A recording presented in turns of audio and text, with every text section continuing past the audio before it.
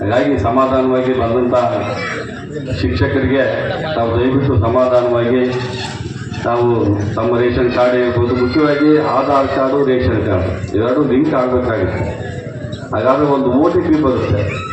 ಕೆಲವು ಸಂದರ್ಭದಲ್ಲಿ ಈ ನೆಟ್ವರ್ಕ್ ಕನೆಕ್ಷನ್ ಸಿಗಲ್ಲ, ಕೆಲವು ಕಡೆ ಸಿಗ್ನಲ್ ಸಿಗಲ್ಲ. ಅದನ್ನು ಅವರು ಸಮಾಧಾನವಾಗಿ ನಾವು ಅವರಿಗೆ ಉತ್ತರ ಕೊಡಬೇಕಾಗುತ್ತೆ. ಇದು ಮುಖ್ಯವಾದಂಥ ಒಂದು ಜಾತಿಯಲ್ಲಿರ್ತಕ್ಕಂಥ ಆರ್ಥಿಕವಾಗಿ ಹಿಂದುಳಿದಿರ್ತಕ್ಕಂಥದ್ದು, ಶೈಕ್ಷಣಿಕ ಹಿಂದುಳಿದ ಎಲ್ಲ ಮಾಹಿತಿ ಇದೆ.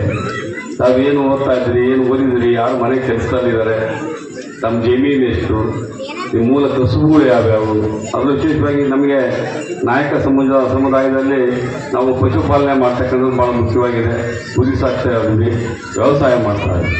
ನಮ್ಮ ಸಮಾಜದಲ್ಲಿ 3% ಸಾಕಾಗುತ್ತೆ. ನಾವು ಭಾಳಷ್ಟು ಜನ ನಾವೇನು ಉದ್ಯೋಗ ಮಾಡ್ತಾ ಇಲ್ಲ, ವ್ಯವಹಾರ ಮಾಡ್ತಾ ಇಲ್ಲ.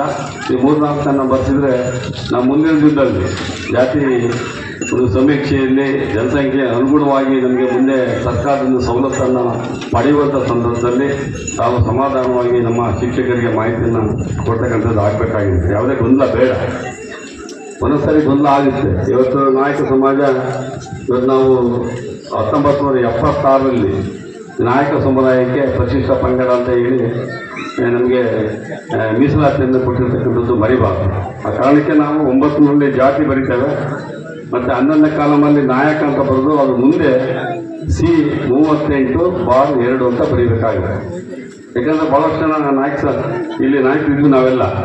ಅವರು ನಮಗೆ ಶೆಡ್ಯೂಲ್ ಆಗಿರೋದು ಅಂದರೆ ನಮಗೆ SC ಸರ್ಟಿಫಿಕೇಟ್ ಸಿಕ್ಕಿರೋದು 76.